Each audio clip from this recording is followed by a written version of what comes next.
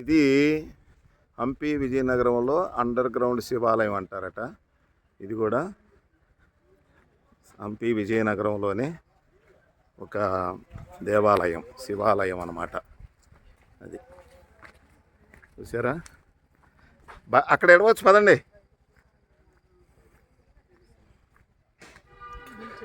అంటే కిందకు ఉందన్నమాట. మామూలుగా దానికంటే కూడా కొంచెం కిందగా ఉంటుంది, అందుకని అండర్ గ్రౌండ్ శివాలయం అన్నారు. అది చూడండి ఎంత కిందకు ఉందో, ఇంతలో కిందకి దిగాలి. అది ఎక్కడెక్కడి నుంచో ప్రపంచం మొత్తం నుంచి ఫారినర్సు, ఇండియా వైడ్గా చాలామంది వచ్చి ఇవన్నీ చూస్తూ ఉంటారు డైలీ. కొంతమందికి చూడలేకుండా ఉంటారు కదా, రాలేని వాళ్ళు ఉంటారు కదా, రాలేని వాళ్ళు, రావటానికి అవకాశం లేని వాళ్ళు, అలాంటి వాళ్ళ కోసం మేము ఈ వీడియో చేసి యూట్యూబ్లో పెడుతున్నాము. వాళ్ళు చూసి మీరు కూడా లైక్ చేశారనుకోండి, సబ్స్క్రైబ్ చేశారనుకోండి, మాకు కూడా ఎంకరేజ్మెంట్గా ఉంటుంది. మీరందరూ చూశారనే సంతోషం ఉంటుంది మాకు. సరేనా? తప్పనిసరిగా మీరు ఈ వీడియోని చూడండి. మీకు నచ్చితే లైక్ చేయండి, సబ్స్క్రైబ్ చేయండి. ఓం నమః శివాయ, ఓం నమః శివాయ. చూడండి ఎంత బాగుందో.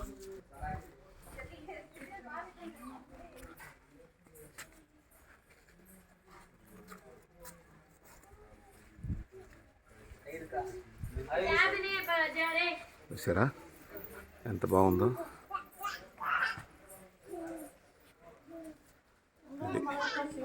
దాదాపు 600 సంవత్సరాల క్రితం నిర్మించిన దేవాలయాలు ఇవన్నీ 600 ఇయర్స్.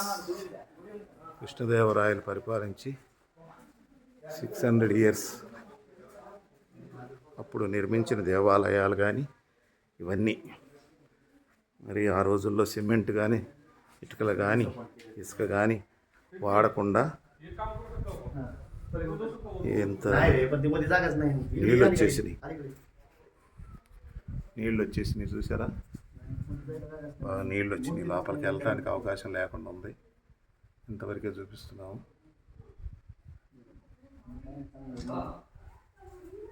చూడండి. ఓం నమః శివాయ, ఓం నమః శివాయ. ఇక్కడ ఏదో ఉంది, గణేష్ టెంపుల్.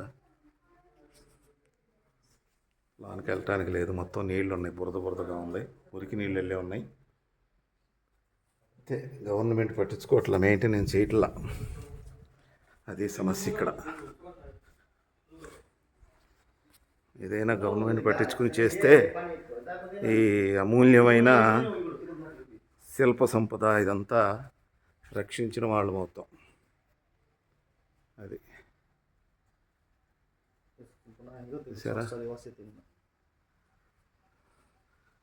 అంత అమూల్యమైన శిల్పాలని, వాటిని నిర్లక్ష్యం చేస్తే మళ్ళీ మన రాబోయే తరాల వాళ్ళకి మనం ఏం చూపించాలి?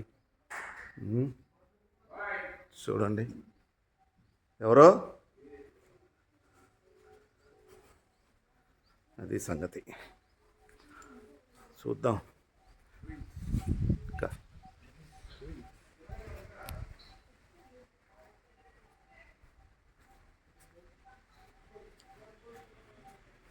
అర్థమైంది? ఇది శివాలయం.